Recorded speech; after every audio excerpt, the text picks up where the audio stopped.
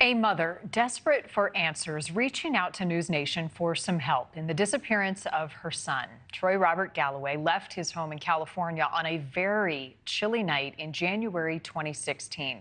He was not dressed for the weather. Once a proud Marine, the doting father struggled with his mental health, but both his parents say he would never abandon his young children.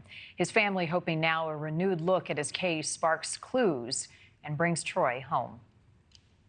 Baby girl, you can talk, baby girl. They are intimate moments of love. Oh, I thought you were taking a picture.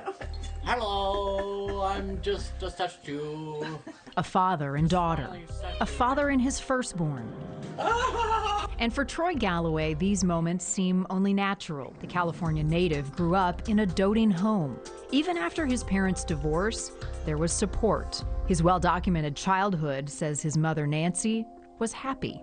He was a really good kid. He got good grades. He had lots of friends. People always loved Troy. His high school graduation decision to join the Marines supported as well. His father, Rich, a Marine in Vietnam. So I didn't know if it had anything to do with my background or it was just a choice that he made. And he really changed at that period. He became a man. Troy did well, nabbing a spot in the prestigious Marine Corps Honor Guard in Washington, D.C.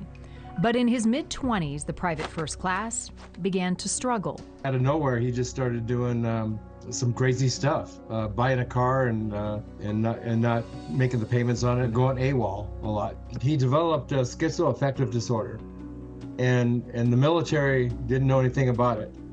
And it took a while to diagnose it. He got an honorable discharge. His family says Troy self-medicated and struggled with addiction, but was loving to his son, working hard to maintain a strong relationship when he married, had a daughter, and moved from Santa Cruz, California, to the more remote city of Sonora in the foothills of Yosemite. I even told him, you know, I said, you're really blessed. You have these kids and you have a good wife and all that. And he said, I know, Mom, I know.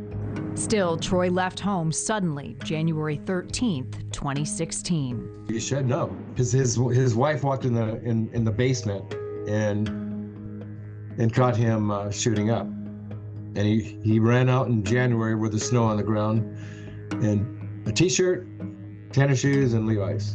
Nancy was called 2 days later. If I would have known the day he went missing, I would have driven up there 3 hours, you know, just to look for him. Disappointed in the progress, Nancy helped start a Missing Persons Awareness Day. She interviewed neighbors and discovered there was a commotion at the lake the night Troy disappeared. There was an incident near the lake, that there was a man-made lake by their house, and they sent out a deputy to check it out.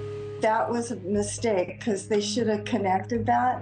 The family wonders, could it have been Troy at the lake that night? 5 years later, a new investigative team draining and searching Crystal Falls Lake, but did not find Troy. Happy birthday to you. Troy's mom isn't sure what happened. Her son's daughter is named Hope, and all these years later, that's what she's holding on to.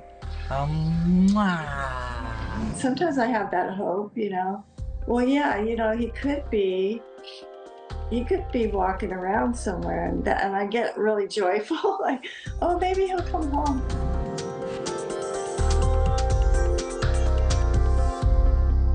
Thank you for watching. Go to newsnationnow.com to find NewsNation on your television provider. And don't forget to click the red subscribe button below to get more of NewsNation's fact-driven, unbiased coverage.